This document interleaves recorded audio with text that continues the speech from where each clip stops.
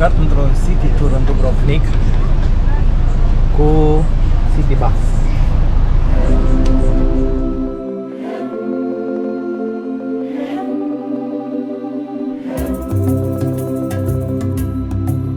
Dragi prieteni, iată-ne ca de fiecare dată în călătoriile noastre, poposind într-un oraș care ne primește de această dată cu multă eleganță, istorie și tradiție, Dubrovnik.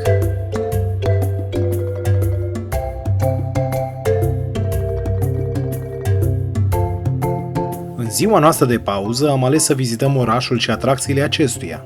Pentru început, am ales să facem un city tour, vizitând astfel portul din Dubrovnik, urmând viewpoint-ul de la podul Tudmana, după care, în partea opusă a orașului, am admirat cetatea Dubrovnikului din zona sudică a coastei.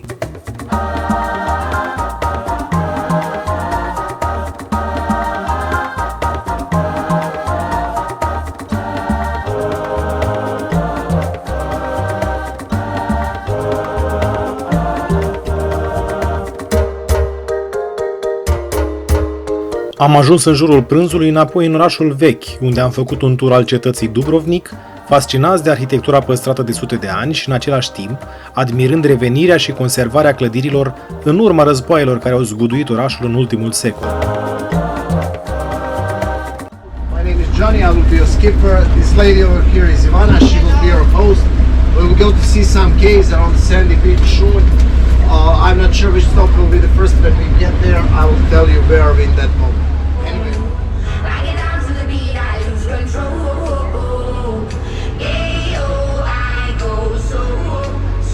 După masa de prânz ne-am îmbarcat pe un speedboat pentru a face o călătorie de 4 ore pe coasta dalmată, vizitând The Green Caves, plaja Sanj și The Blue Cave. Cu această ocazie am reușit să privim Dubrovnikul și zona de coastă din perspectiva oferită de largul Mării Adriatice.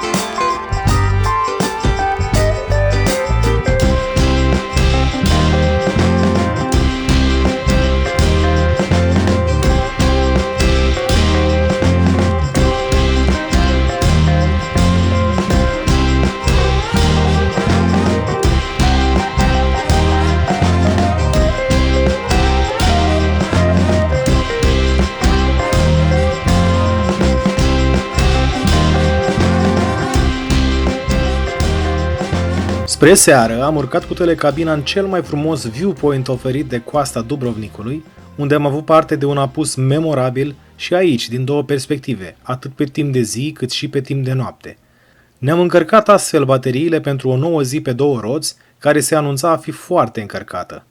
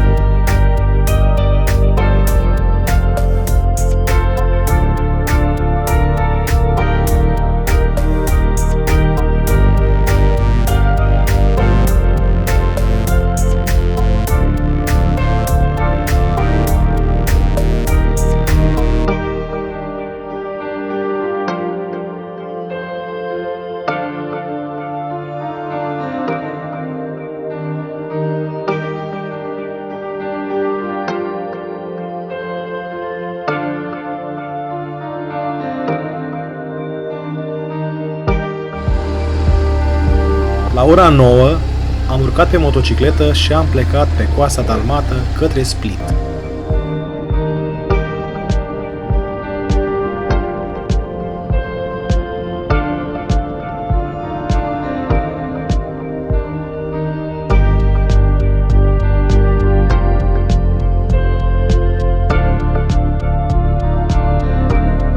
Primul popas l-am făcut în Stone, sau orașul Sării. Cetatea Stone ne aduce în prim plan faptul că tradiția acestui oraș este străveche, aici prelucrându-se sarea printr-o metodă ingenioasă.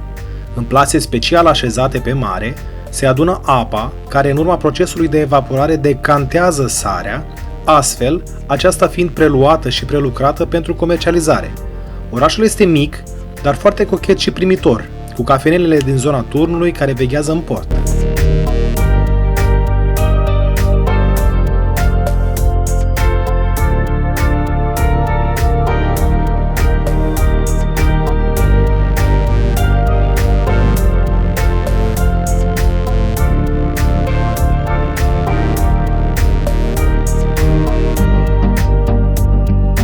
În drumul nostru am tranzitat o altă capodoperă arhitecturală avantgardistă, podul Pieleschi, care a fost dat în folosință în luna aprilie 2023. Hobanele masive susțin 2467 de metri de asfalt, care fac posibilă trecerea auto peste laguna marină a orașului Stone, fără a mai fi nevoie de tranzitarea frontierelor cu Bosnia.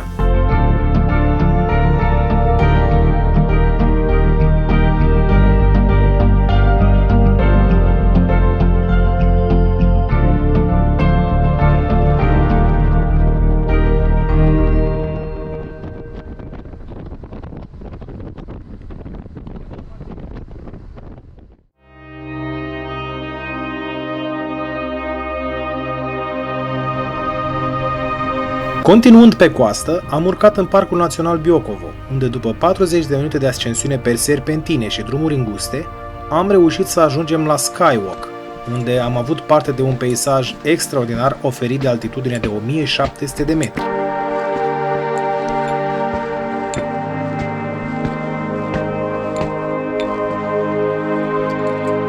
Ei să moară măsă.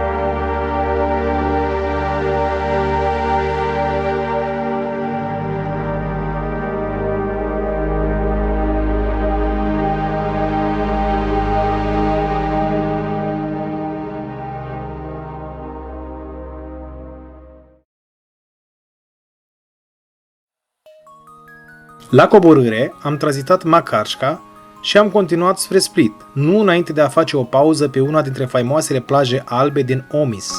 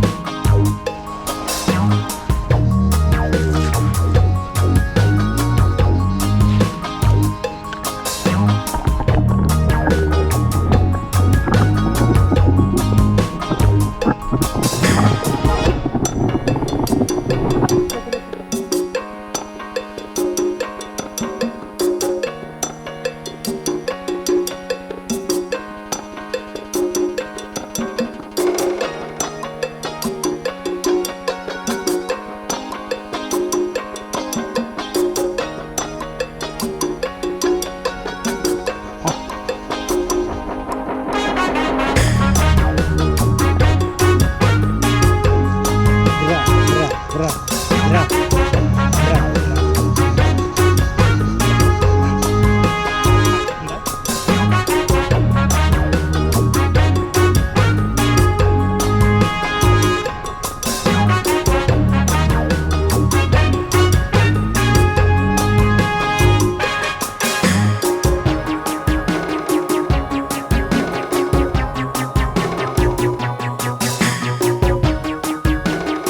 Ajunși în Split, am urcat până la terasa amplasată în cel mai frumos viewpoint al orașului, unde am surprins câteva imagini cu orașul vechi, portul și bulevardul Riva.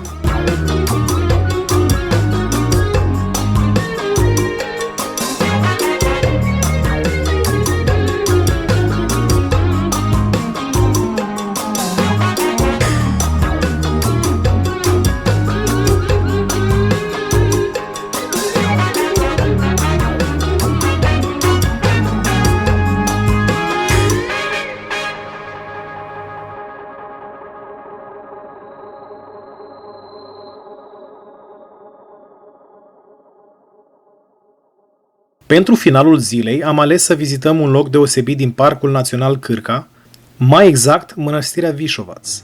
Lăcașul de cult franciscan datează din secolul XIV, iar amplasarea acesteia îi oferă o atmosferă sacră.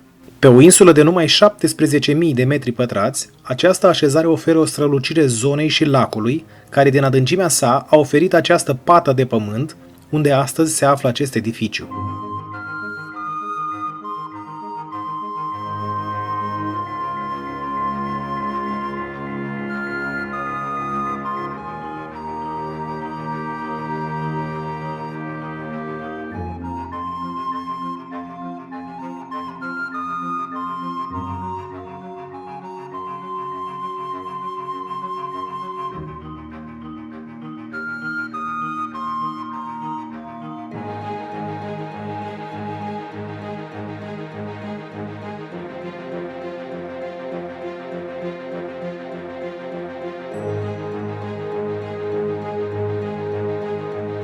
La ceas de seară am ales să poposim în micul orășel port Scradin, una dintre cele două porți de intrare în Parcul Național Cârca. În episodul următor vă vom prezenta experiența noastră din această rezervație, de aceea vă invităm să vă abonați la canal și să urmăriți următorul capitol din călătoria noastră.